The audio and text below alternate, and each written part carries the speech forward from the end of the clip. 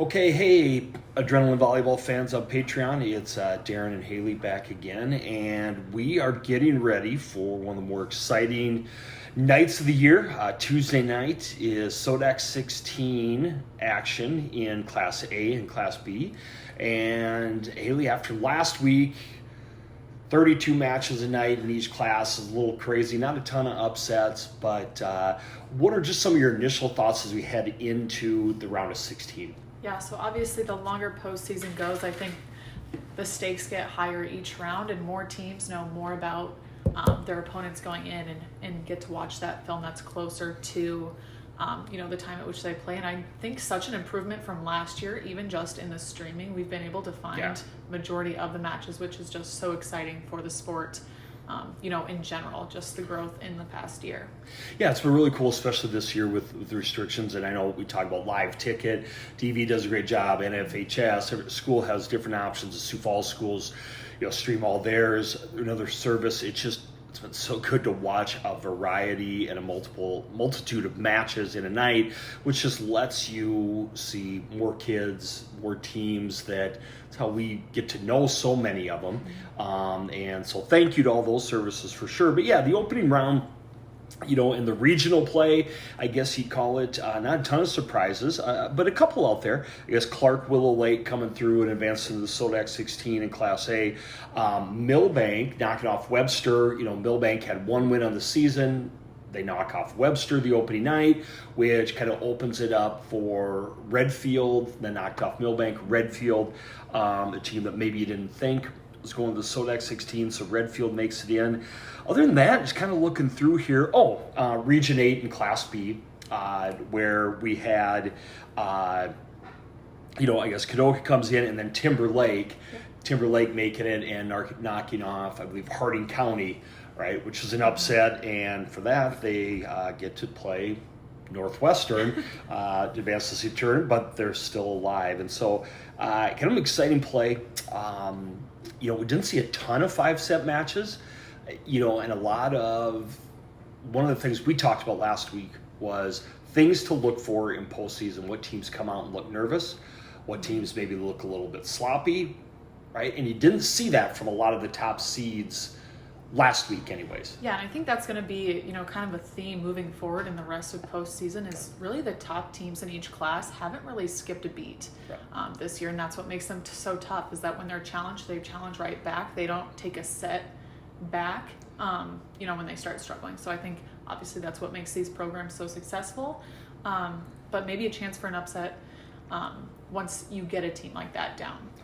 The other thing is a brand new night, Tuesday night. I mean, everything else, you use all the sports cliches. It's out the window. It's a one night. You don't have to play them 10 times. You play them one. All those things apply. But, I still think something we always look for, experience. Who's playing well together as a team, right? And I also like, as competition gets tighter and matches get bigger, how many of these teams actually have a true go-to, and those go-tos, when they're called upon in big spots, who comes up big? I think, we used last year, Morgan Hammerback, remember in the state tournament, just kept going to her, and she just kept hammering, and what teams come up big. And you also see some other role players that will have to step up, and we'll talk more about that in more of our coverage, but let's just jump in to some of the matchups, some of the teams, some of the things that we're looking for heading into Tuesday night. Let's start with Class A. Give me one matchup that you're really excited about, just regardless of seeds.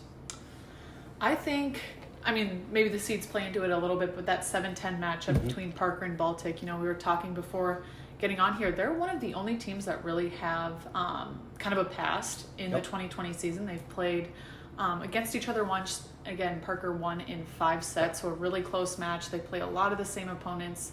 I think that'll definitely be a rivalry, and there'll be more at stake than just, say, a SODAK 16 match. Right. Well, and it's different than maybe teams that maybe have a couple films on each other. Maybe they're going into it blind. These two know each other. They play each other every day. Baltic knocking off Garrettson, a team that was athletic. That we had interviewed Coach Northrup before. Really, we didn't talk about Baltic a lot. And Baltic knocked them off convincingly. Parker, we've seen different Parker teams, it seems like, right? The team that knocked off Garrettson twice, right? But then they turned around and dropped a couple matches at Chester. You saw them at the Pentagon tournament. Yeah, right? definitely a team that, they started out super hot, and I know they kind of had a hiccup with some illness there for a second and maybe took a couple steps back, but I think they're definitely on a roll again.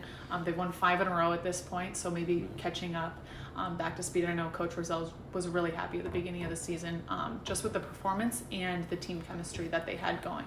Right, and this is a team that has a nice mix. We talk about Barons quite a bit, but they have a nice mix of seniors mixed in with some underclassmen, and so, I know we say this all the time, but that first set is so important just for confidence and getting off the lead, because now all of a sudden you really put that other team's back up against a wall, and you give a team like Baltic coming in who has confidence from last week.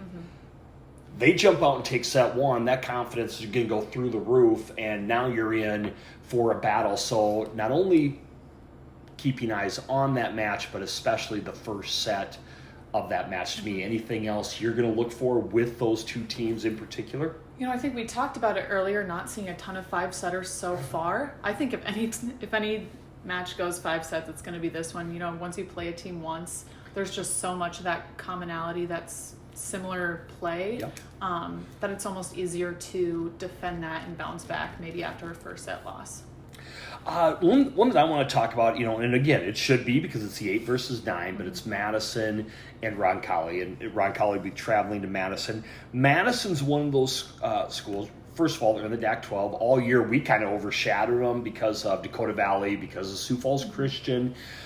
Right, so they play that tough schedule, and they split with Dakota Valley. Impressive win. They're probably coming in maybe as hot as anybody, but they also have a loss to Northwestern, right? So they have some quality losses. Even though I believe they have 4 on the year, right?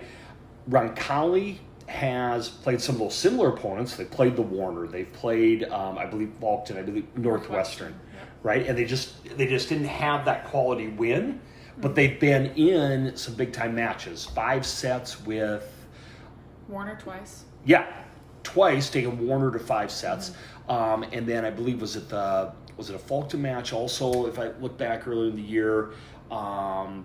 Anyway, they've played some quality matches. They just don't have that big-time win. Just about a couple of those athletes. We had talked about Madeline Bragg that we got to see this summer. I know another one of their middles. Yeah, and I really like actually their libero, Mesa May, has been stepping up a lot for them. I believe it's her senior season. But again, kind of a mix again on that team of Madeline Bragg's just a junior this year. Right. Really stepping into her role, maybe not as experienced as a lot of those other teams that they're playing. But there's a lot of time that youth can really drive a team in their chemistry and in their, what am I trying to say, I guess, spirits in the postseason. They aren't afraid because they've lost before. Really that youth can help a team sometimes. Well, and I think another one is that Hamrick. Let's say Hamrick's another middle senior that has played well. They also gave Northwestern, maybe didn't go 5 sets, but they gave Northwestern all they could handle early on in the year. So do not sleep on Roncalli, and they're the 9 seed. But Madison is that team. I feel like. And I think maybe if you would talk with Coach as well, I feel like after set 1, you're going to know. They have, knocking off Dakota Valley, right? That was a huge win for them, especially this year. Sioux Falls Christian, we talked about when they played them earlier, how they were up early, almost had a chance to go up 2-0, rallied, dropped some sets, but they were definitely in that match. And talk about firepower, Madison has some great volleyball players. Yeah, Abby Brooks, obviously we talk about her all the time, one of the Player of the Year finalists, just such a great kid. And I think that matchup between Abby Brooks and Madeline Bragg is going to be really, really key for both teams. They might not be able to go to them as much because they have that great blocker on the other side of the net. So I think a player like Sophie Vandenbosch is really going to have to step up on that outside pin. We might see her driving line more often because of that Madeline Bragg block in the middle. It's a mouthful, Madeline Bragg block. And then a player like Skylar Sargent too has kind of mixed around in that Madison lineup. playing a lot of defensive roles, but also sometimes having to fill into that offensive role too. So I think a really interesting matchup because they match up so well across the net from each other. Well, and Audrey Nelson is only a freshman, is playing in the middle, is listed at 5'11".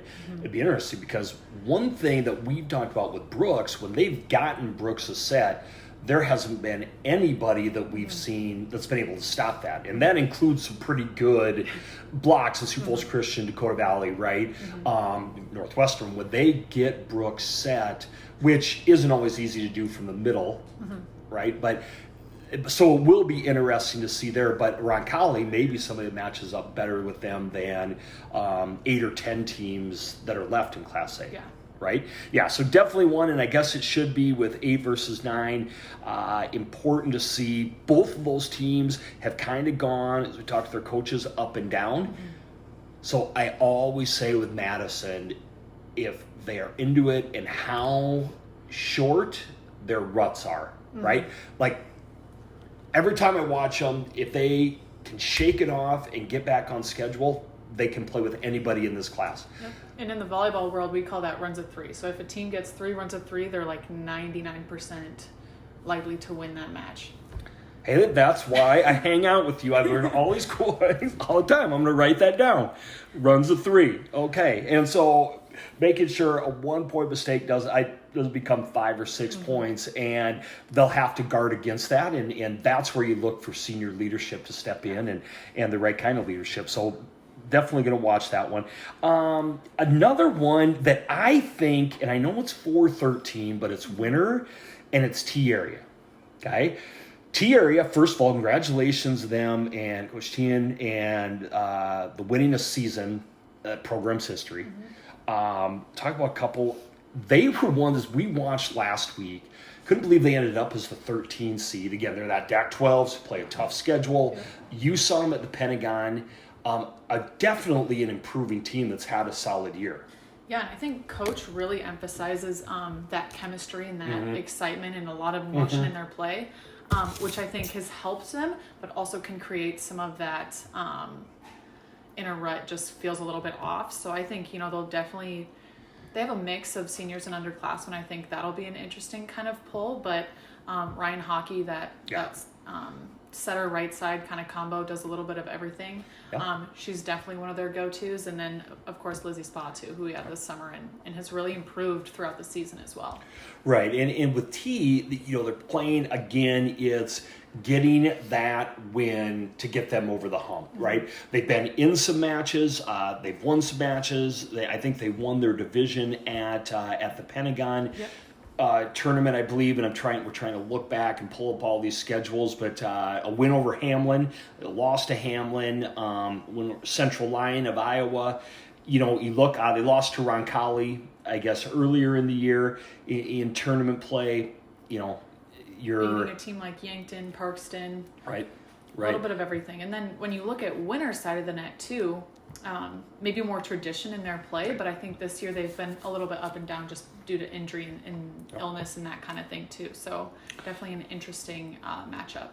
Well, and we've talked, what was it, nauseam about Winter. Winter was one of those teams we liked. Maybe we liked him too much, right? And we talked to Jamie, and she had even said, like, hey, I think we're waiting to play our best volleyball. But the great thing about Winter is they've been in the big-time matches. So we talk about T, both of them, I don't know, talent-wise, I would probably give the talent advantage to Winter as overall athletes. I think Kyla Bertram was a great job from their outside. We've talked about LeCompte, one of the liberos that we like a ton. Obviously Brozick, the setter that Mackenzie Levi. Yes, right. Who we're getting about her name, but she's been setting and has a chance to go to her third state tournament as a setter. LeCompte would be play libero for the third time in a state tournament. Brozick's been around, so they have that. They just, and Jamie will tell you, Coach will tell you, they are not vocal. That's to a detriment to them. Like, they do not have that real vocal leader who gets them out of ruts, but they have a ton of athletic ability. I've just kind of been watching all year, waiting for them to have their entire roster to play in a big match. We haven't seen that yet. Yeah, and I think this will be just a really interesting matchup because T area is always the loudest team in the gym. You know, when I was watching them at the Pentagon tournament, it was split in the same gym, and you could always tell where T was. So I think that'll be really interesting if they can almost pull that out of Winter. I think that makes Winter a better team. Right. If Winter can't, step up and make that change. I think quiet teams are easier to get down. So yeah. No, I completely agree with that, and that'll be just a dynamic. Now, this will be in Winter. I'm guessing, and we don't know, we haven't been up to date on all the travel restrictions and who can go where and what each school's allowing, but I would assume T will have some fans, and they'll make their own noise from their own bench, but it does help that it's in Winter. But yeah, definitely a conflict of styles when you come to this. Part of me thinks is just waiting for Winter to go on a couple match run, because I still think they have a better taste in their mouth from that opening round of the state tournament last year when they came so close, and yeah, a couple different parts, but they have a lot of their roster back from that team. So, this almost feels like an opening round of a state tournament as opposed to a SODAK 16 for me. Give me another one that you're looking at. Oh, let's go to Hamlin Mowbridge. Yeah. Hamlin's been one of those teams that has really just been kind of cooking under the radar all year. We had a couple of the athletes this summer. Obviously, Ashton Abraham was really impressive. Kind of has a lot of experience, but they've won 11 in a row. Not a team to look over. They've beat Winter. They've beat T area. They've beat Parkston. So they're really on a hot streak thus far. Yeah. And looking at Mowbridge, looks like they are still 17-6 on the season, maybe kind of bouncing back from a little bit of a let-up, but an exciting match to keep up with. Well, and I think, Grace Heverson, Peyton Wheelborg, with Hamlin, we talked about, they had a ton of experience coming back from last year when they probably were a little bit upset getting beat in this round. Hamlin Mowbridge, they just haven't played the same type of schedule, and they just don't have those same quality wins. I know they're a younger team, and this will be interesting. And I also think Hamlin was just one of those teams that probably had poor taste in their mouth after last season. Probably thought they should have been in a state tournament last year. Right, and not making it, and having a chance to come back and a balanced team that plays a lot of girls.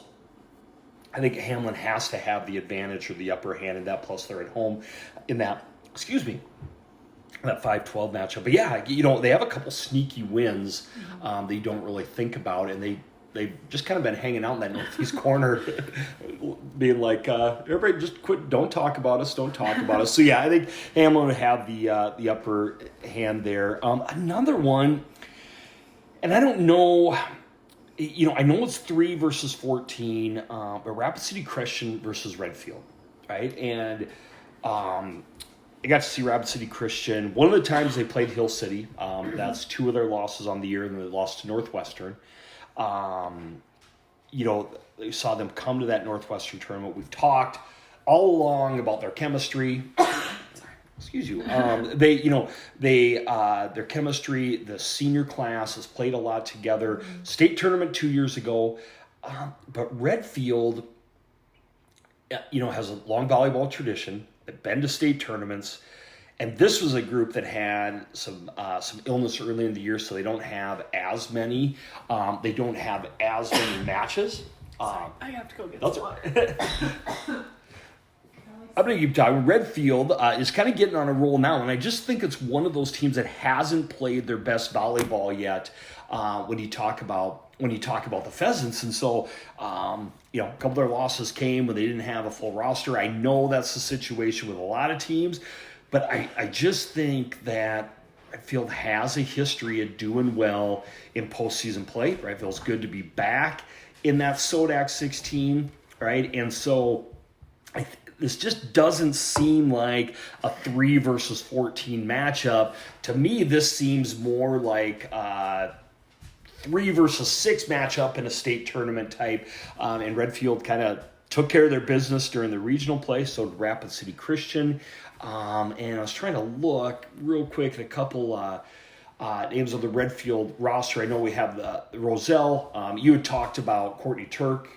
Cameron Rolfs is that setter. Right. I think she just hit 1,000 assists, but yeah, as a sophomore, right? As a sophomore, and I think Addison Roselle has been on the roster for a long, long time. Kira Terry is their other senior in the middle. Now we talk about Rapid City Christian. I think Olivia Kiefer is somebody who I haven't touched on a ton, but has, what did she break? 1,000 kills, 1,000 assists this year, or 1,000 digs? Yep, I think she hit them both within the same week. So definitely a younger player. I think she's just a sophomore. Right. But with a ton of experience and a ton of heart, and she's just such a competitive player. Right. Heading into the postseason. And I think they have the front row ability. Riley Freeland is their setter, someone who we've liked a long time, just, their college commitment. And then they have, with Kiefer, and Allstill in the middle as well. Allstill as well. It gives them some height in the front row. And I know they were disappointed with their effort in the SODAK 16 again. So now you come in with that team that's a little bit hungry, a lot of chemistry. This is one that I think is really important that Redfield has to get off to a good start. If not, and Rapid City Christian gets on a roll, Redfield start doubting themselves a little bit. But look for that. I think Rapid City Christian survives. It might just be a little closer match than people would look at on paper based on records. So also in Class A, we have Hill City, the number 2 overall seed. And, we got to see them in one of their matches. They played Rapid City Christian 3 times. All 3 have been tight matches, right? And probably fitting that they're the 2 and 3 seeds overall. And then we saw them when they went up and played Northwestern, and actually did as well as anybody has against Northwestern. So Hill City, what do we know about them, or for people that haven't followed them, who are some players for them that people need to know about? Yeah, so really an offensive heavy team. We have Abby Simonsma, I believe is how you pronounce her name. And then along with, again, Haley Wathen, who was with us this summer at the Future 50, and Dale Schreier, who's really been a powerful middle for them this season. Right. And then you have the other Wathen playing more of a DS outside role. A nice young mix with Hill City, and that is a program that just continues to get better. Their numbers are good. They're starting to play more difficult schedule. They're doing the travel time. That's a program that's really putting in the time to get better. Clark Willow Lake, one of those schools that knocked off, wasn't maybe comes as a 3 seed out of Region 2, knocks off Florence Henry. Clark Willow Lake 14-9 on the year, and it was a player you talked about that you'd gotten to see earlier from them that you're impressed with. Yeah, so at that Pentagon tournament, I actually saw Erica Juntanen, I believe is her name. She's a senior middle blocker, and she's definitely not one of their go-tos. She is their go-to on that offensive side. You really try to force her the ball.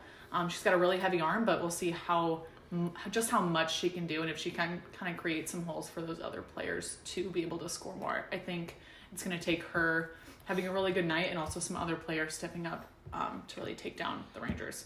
And they have that long trip, out to the Black Hills and enjoy it. Get a rental while you're out there. It's beautiful territory. But that's a long trip from Clark, the Willow Lake area, out to Hill City, and then to play one match. I just think that's so difficult to hop off the bus and play. So advantage of Hill City there as well. And they're the 2 seed for a reason. They get some home cooking, and so a chance. I know we talked about our last 2 matches. Sioux Falls Christian, defending champs, taking on Miller, rematch of last year's semifinal. Different look for Miller this year, coming in as a 16 seed. Sioux Falls Christian, though, supposedly they were young and inexperienced last year. They win a state championship, so that means almost everybody on their roster is back, and they're deep, they're experienced. Who's maybe 1 or 2 people for Sioux Falls Christian that people need to watch for that we maybe don't talk about all the time?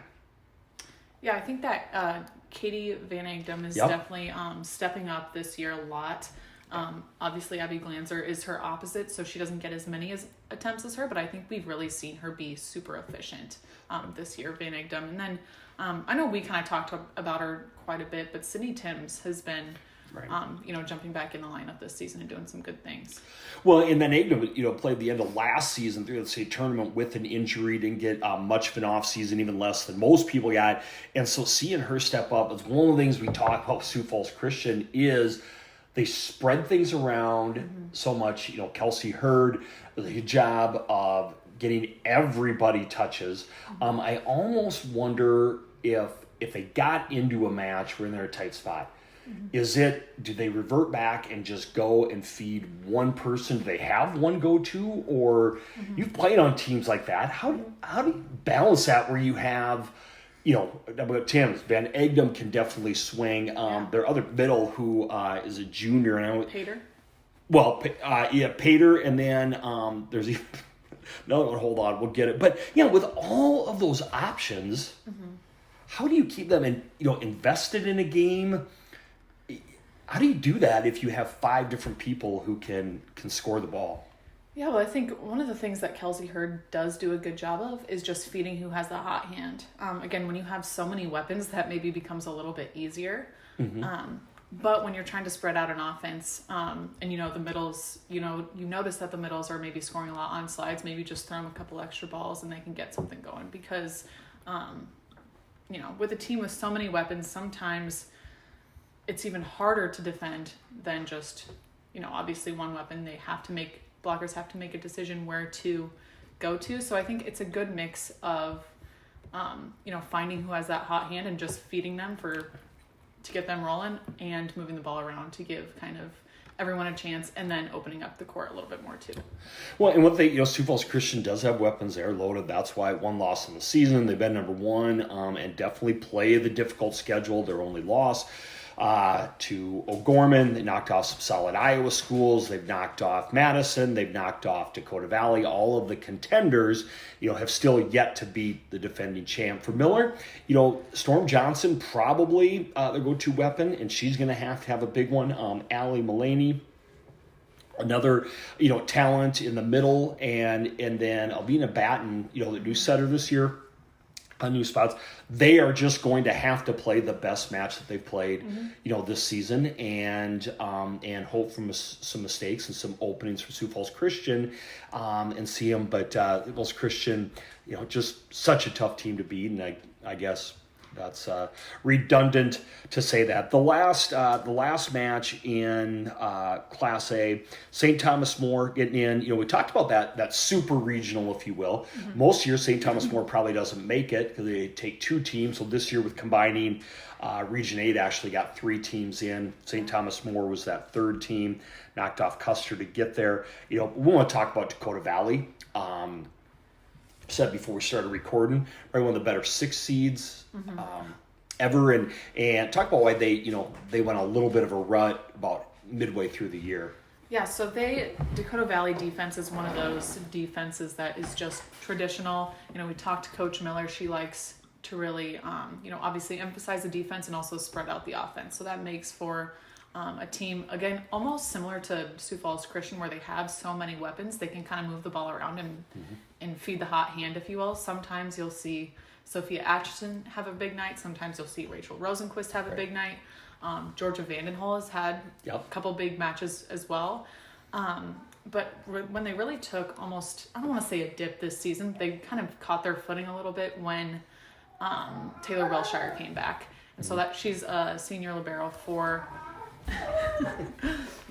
the Panthers, with a ton of experience, and has just been, we talked to Coach, just such a consistent player, leader, everything. So missing, that 5.5 rotations as a libero, that's just a lot for a team to catch up with. Right. And I think we did see them struggle, but still a very impressive team, taking Sioux Falls Christian, I think, to 4 without her. So still super impressive. And they went to 3 in a tournament with Northwestern, rightly after. It was just boom, boom, boom, and no excuses. I mean, there's been people, but I just think it's a different looking team. That's why we've been so high on them when they're all there, and that's such an important part that was out against, for their top matches. Now, Madison did knock them off the last week of the season, which was a great win for Madison. Really were surprised by that, but I think it it opened our eyes to kind of the parity in Class A, because, if you talk about a Madison coming in as the 8th seed, well,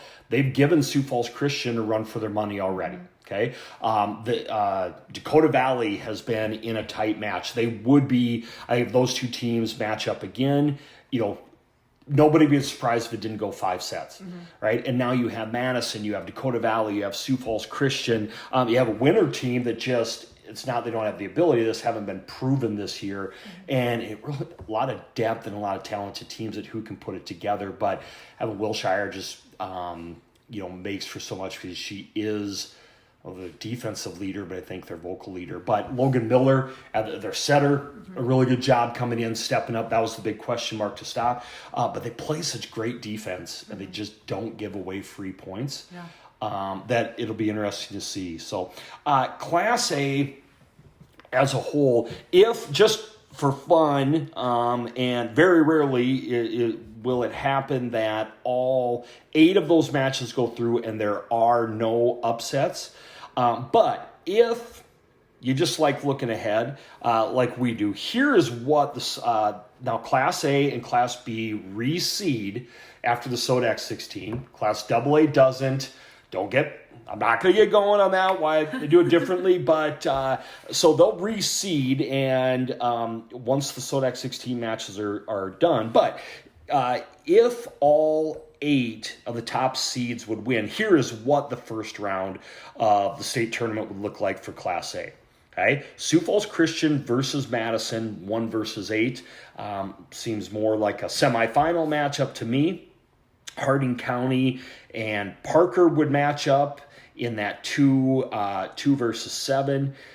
4 versus 5 would be Winter versus Hamlin, and they'd be on the same side of the bracket as Christian and Madison.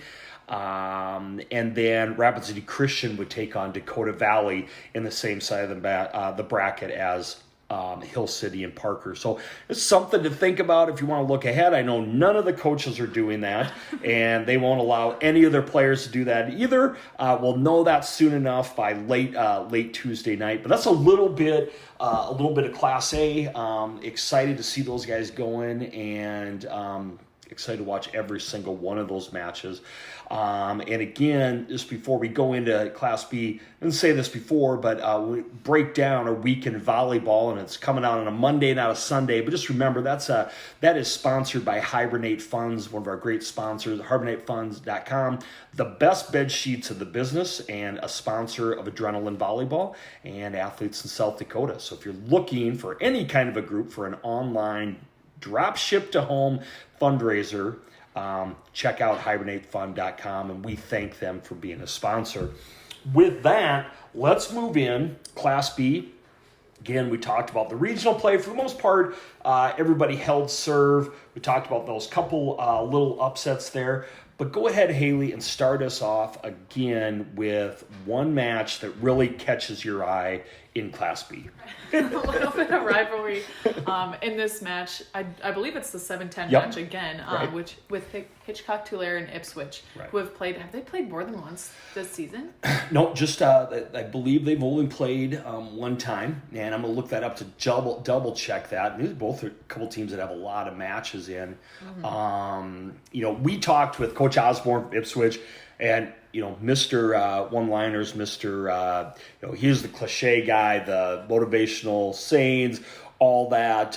Very entertaining to talk to. But he talked about, not wanting to just be somebody who hours away in the yard, being out there at the fence barking. Well, I like get their chance, to bark. But Hitchcock Tulare won that match earlier in the year, and it was in straight sets, which was a little bit surprising. But 2 of the matches were 26. 2 of the sets were 26-24, 26-24. But that was a big win for Hitchcock Tulare. Mm-hmm. And Coach Opp kind of talked about both of these teams, and it's probably apropos that they are 7-10 and they're that close, because both of them are trying to do the same thing, and that's earn a little bit of statewide respect. Mm-hmm. Yeah, definitely. And I think Ipswich is one of those teams that's also had a few signature wins. They knocked off Fulton, who I think sometimes we forget was in that state championship match just a season ago and has a lot of the same returners. 4 with Warner. Forworth Warner beat Moe Bridge, who's also still in the mix here. A kind of a senior heavy team. Very. Led by Chesney Olivier, who's really their true libero and does a lot for them on the court, not only, I guess, skill-wise, but also leadership-wise. So I think just so hard to kind of pick the upper hand in this one because they have kind of differing strengths and weaknesses because the Patriots also have a couple younger girls that are really stepping up this year and making a difference too. So well, and Hitchcock Tulare is led by Kendi Ann Andrews, been their setter for 3, if not 4 years. Talk about the Schroeder girl, Caitlin who's Schroeder. 8th grader who stepped in, and we featured her earlier in the year. But also, Coach Opp had talked about a couple other seniors that just, really get overshadowed. And this is such a great opportunity for them to get some exposure. Dan and Peterson, he talked about, I know for sure, and we're going to miss some. We go through Ashley Massad, and then Enander for sure, going along with Schroeder, the 8th grader in the middle. But they have some. Massad 6 foot, Schroeder at 5'11", and has done some really good things offensively, not to mention on the block. But I think it's interesting because you have 2 teams trying to earn, statewide respect, but they also have that rivalry thing mixed in there as well, and nothing's going to surprise them because they've been playing each other for years. And I think it's a very even matchup, so it's an exciting one. It's kind of hard not to pull for both teams. We've worked with Hitchcock Tulare forever and seen the hours, Coach Hobbs put in. And, we talked to Coach Osborne about being in the shadow of the, Northwestern, Warner, Fulton. There's some really good teams up there that forever didn't get out of the districts because of who they're playing. Well, you get this close, you have that big of a senior class. Interesting. That's a primetime matchup for sure. For sure there. One that I want to look at is 6'11" Fulton versus Kimball White Lake. Mm-hmm. We ranked Kimball White Lake in our preseason poll after coming off some of the athletes that we saw this summer. And I don't know if they never really got going. I wouldn't say they didn't live up to expectations, but a little bit surprising how they started the season, but they're here, and we know they have some athletic ability. Talk about Kimball White Lake a little bit. Yeah, I think they have really 3 main players that play a huge role.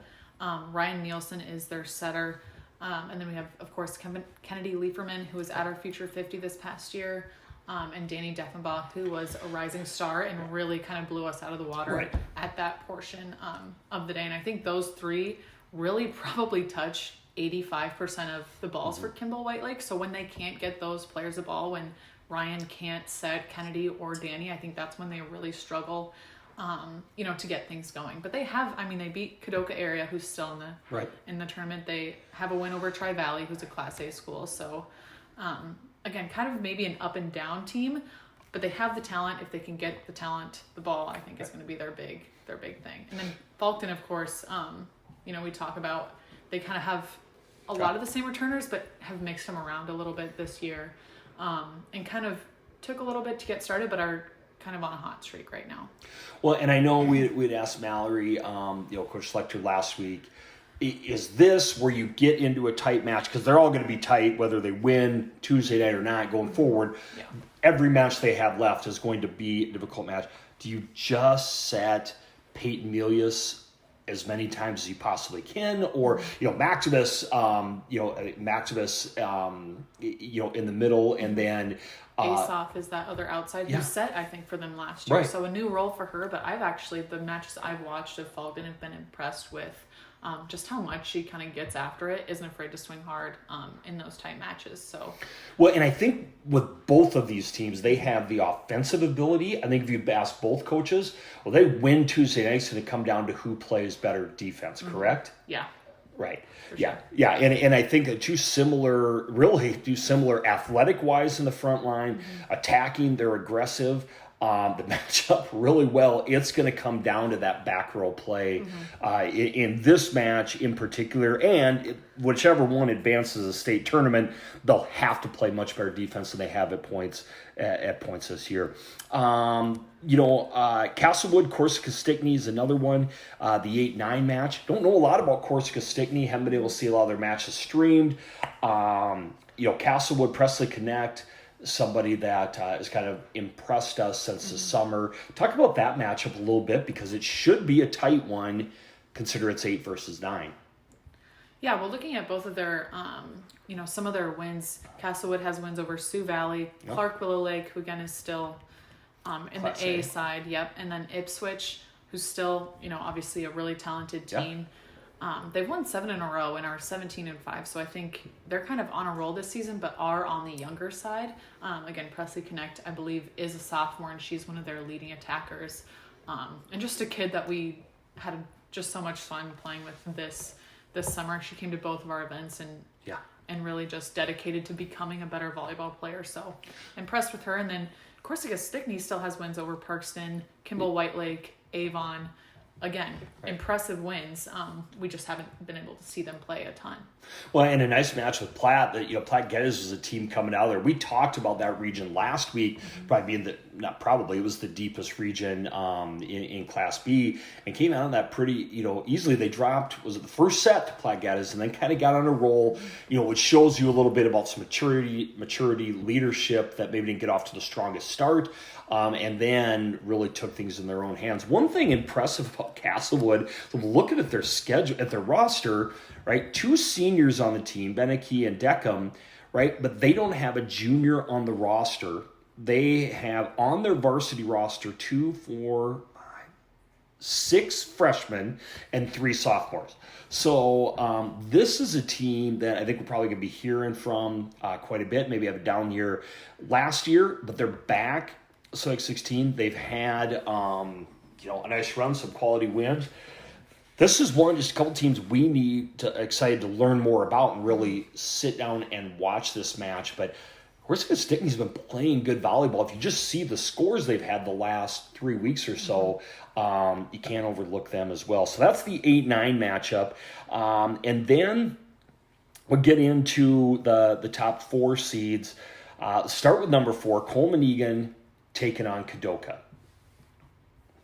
Yeah, Coleman Egan, kind of one of those teams that, just such a hot start to the season. I think they were one of the last undefeated teams with wins over Baltic, Garrettson, Hamlin, Castlewood, who we just talked about. Definitely very athletic.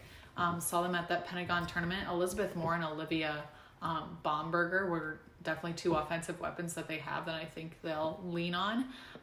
But a team that's won 10 in a row and only 3 losses on the season. So they definitely have confidence going into the postseason.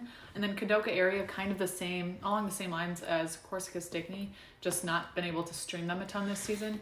But again, they're having a pretty decent year at 19-8. And then Jade Hutchison, actually, I noticed on their roster, is one of our leading active stat leaders. So she'll be one to watch, and excited to actually get to watch her tomorrow night.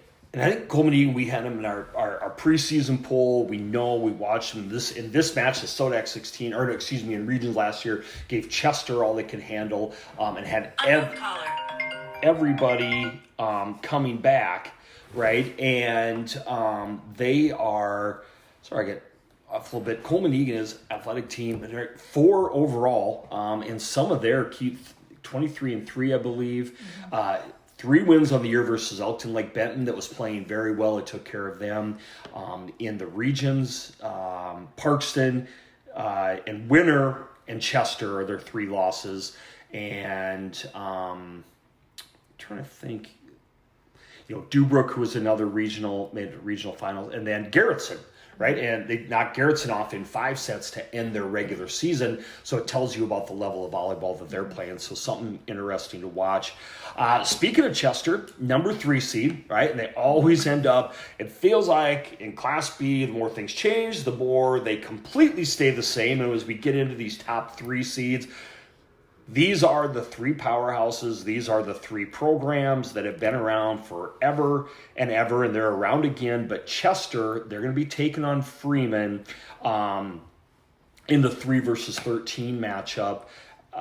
Freeman knocked off a very good Gayville Volun team to get here. Know anything about them?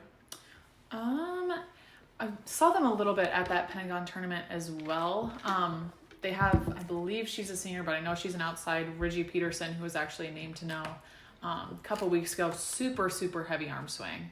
I think she's definitely a go-to for them. But I think she's going to have a little bit of difficulty against Chester's block, because they have one of the tallest front rows really in Class B.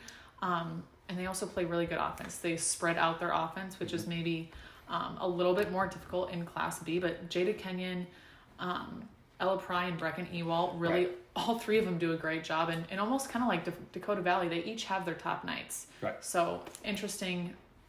It'll be interesting to see who can step up in that moment, but Reggie Peterson would be one to watch for that Flyer team. I think with Chester, the interesting thing too is Kenneth Brown, senior setter, been setting for ever. I think their 4th year as a setter for the Flyers, and so they have that senior experience. Right, they've been in all of these big games. They've been in semifinal games of the state tournament. They're in probably the best game of the entire Class B tournament with Fulton last year in the opener. So they've played in plenty of big games. Knocked off winner at the Chester Challenge, which was a huge win for them and a great match to watch. But they also work in their crew of youngins, like their middle school back row at times. So it's a really interesting dynamic of that senior leadership, right? Junior senior leadership, I should say, tall front row. And it's not that they aren't good in the back row, it's just they're probably inexperienced. And I'm guessing that play has gotten better and better and better as the years gone on. So defense, we've talked about that with a couple teams.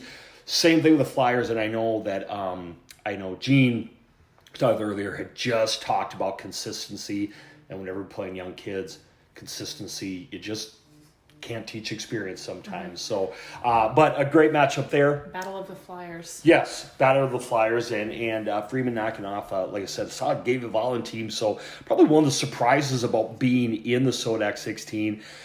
I think we have to move on. Bridgewater, Embry, and Phillip, I know it's 5-12, and I skipped over that. We have watched them, and they have been in some tight matches all year. Made the state tournament last year, rebounded. We've talked about Weber a couple times this year. We've gotten to watch. This is a team I have been impressed with every time I've seen them on a stream this year. Yeah, they have some of those key wins too, and really an impressive record of 20-2. McCook Central Montrose, they've beat Corsica Stickney, who we've talked about, Freeman, who we just got done talking about, Gayville Volun. Again, they just really have, I think, experience in the front line, and a lot what you talk about with Chester is kind of where they fall back to is in that defensive portion. They have a lot of players that play all 6 rotations and are just more focused on the offensive side. So I think defense is going to be huge for them, especially playing Phillip with Copper Lures in the front row. Yeah, so Lures and Ellis, head coach Ellis Smith, and in a way last year probably got knocked off a little bit of an upset. They didn't make it to the state tournament. They're back making that trip. 12-6 for Phillip, but you look at it, St. Thomas More was a loss. Hill City was a loss. Rapid City Christian was a loss for them. Highmore Herald, which had a great year. So the quality losses just probably not without that big time win, without that big time win, but they've had some term experience as well. It's just Bridgewater Emory as a team, very easy. One win could have been closer to the 3 seed rather than the 5. Solid team, and if they can clean up the defensive end and raise that level of play the next 4 matches, they could definitely do some damage, not only tomorrow, but next weekend in Huron. And we get to, the two rivals. We have number 2 overall seed, Warner. They've been number 2 all year. They had the early setback to Northwestern, and then they've been on a roll, I believe 15 in a row. 17 if you count postseason. Okay, yep, 17 in a row if you count postseason. And this earlier, you look at the roster, and they're still really young, right? Like, we always talk about them. But tell me, because I'm able to watch, and every coach we ask about Warner talks about how amazing their defense is. Mm-hmm. Definitely one of those teams that doesn't have one player in the back row that you can target. A lot of teams maybe have a setter that doesn't play great defense. You try to get it to the setter, get teams out of system. Evan Nielsen's probably one of the best defenders on their team, so that really doesn't mess up their offense. Again, Jennifer Mann's playing all 6 rotations, doing a really good job both offensively and defensively. Warner definitely does not have height in their favor, but I think that's why their defense is so good, and they're used to being able to be scrappy, be an emotional team in a good way. Right. And I think that's where their youth comes into play, is that they can be emotional, but they also have very mature leaders because they have been on the court for so long altogether. Right. And, talk about some of that youth. Courtney Bjorgard, their libero, is a freshman.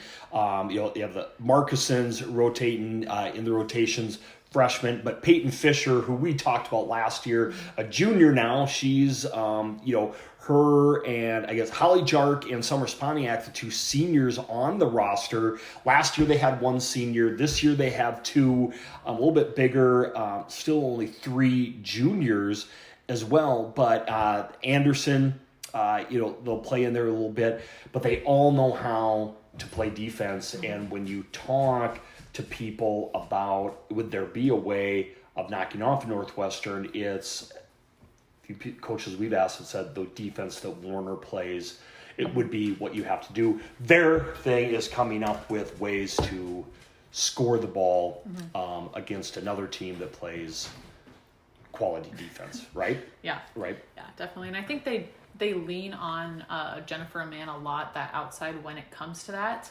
But it's just really hard, when you're playing top teams, to be able to have one player score enough. Right. To really get things going. So I think spreading their offense is going to be huge for them moving forward into the postseason. And I think their defense is going to get a lot of looks against Ayanna Bird and some of the offensive powers from Faith. Right. Yeah, and Faith, they have some girls that are definitely able to swing. Do they have the depth, and are they going to play defense to stop Warner? But we've just kind of been waiting for those nights where Warner's defense struggles, and we haven't seen many of them, right?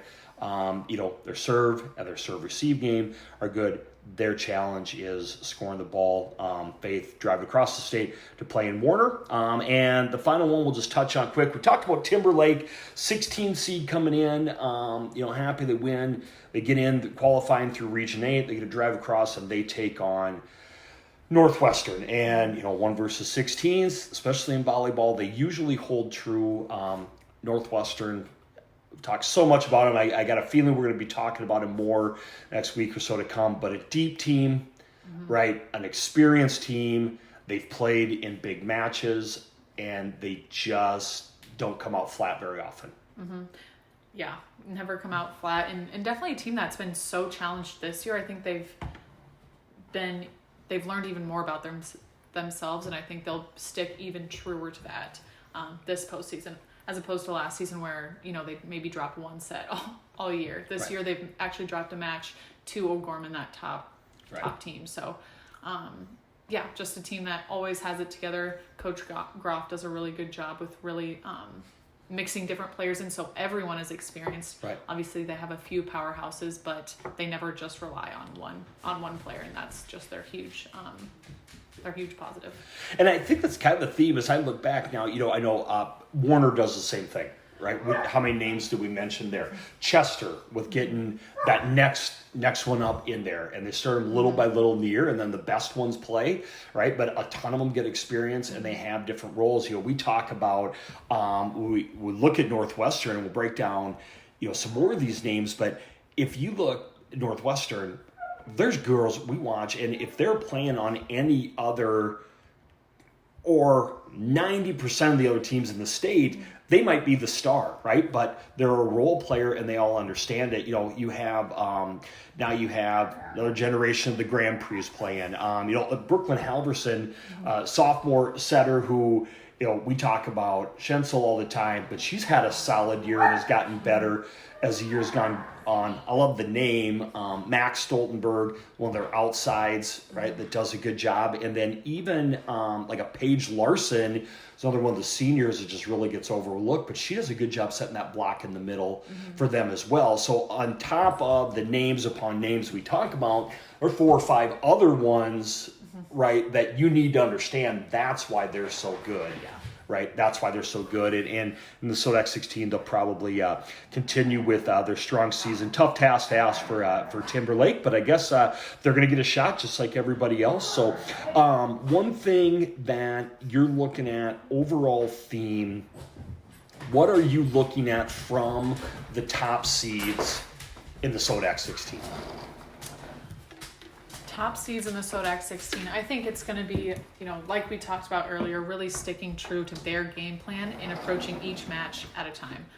You never want a team, you know, in one of those top seeds to overlook a team and start slow, because all the team needs is a confidence to really get going. So just really excited to see maybe some teams that never really play against each other. I think we have a really good mix of different teams, which is really exciting to see, kind of that clash of new volleyball. So yeah. And then Class B, we talked about 4 or 5 teams, and we said with all of them, great offensive teams need to improve their defense, right? We talked to coaches, they're like, yeah, we got to improve our defense. What do you do, right? What do they really need to do that can improve their defense? Is it communication? Is it effort? Is it positioning? You know, what are you looking for when you watch those 4 or 5 teams that you talked about and said, hey, their defense needs to be better? Yeah, I think that can change, because there's so much that goes into defense that it really could be a mix of things. You talk positioning. Some teams just don't work on reading that often, or in their own gym they play against maybe one player that's a go-to, and so they don't really have to work on reading. So that could be part of the problem. Effort. There's drills you can do to just throw the balls around the court and make girls run after it. I think that's a really good way to get girls out of their comfort zone and really make them get after it without any false steps, because a lot of times I think the false steps kind of lead to what it looks like lack of effort. Right. You know, not going after those balls. But and I think sometimes, well, a lot of times, defensive players get mixed into the serve receive too, which is one of the hardest skills in volleyball, is serve receive. So a lot of times when teams talk about you know, improving their defense, they are talking about that serve receive too. Right. And I think I remember last year back, I remember watching Fulton, right? And they've been there and they've been disappointed the year before, and they made that run when they knocked off Chester. I just remember that match, and I remember their back row constantly, every single point, like there were like 15 points in a row. They were almost like match point, right? Like every point and the energy in there. And I remember the chatter and the communication from that back row end up pulling it out. And you just don't see that with all those teams. And that's what it takes to win right now, is that confidence and that communication on the defensive end to do your job. So we'll be watching that for all of our viewers. We're going to have a special media guide that hopefully you guys will like. For this, we're going to break down the AA on Wednesday this exact same way. 8 matches there that we're getting ready to talk about. And we're going to get Bracketville updated late Tuesday night and then Thursday night. So we cut the numbers down in half again. We thank you for joining us. Good luck to all the teams on Tuesday. Stay healthy, have fun, be great teammates, and you'll hear more from us coming up soon.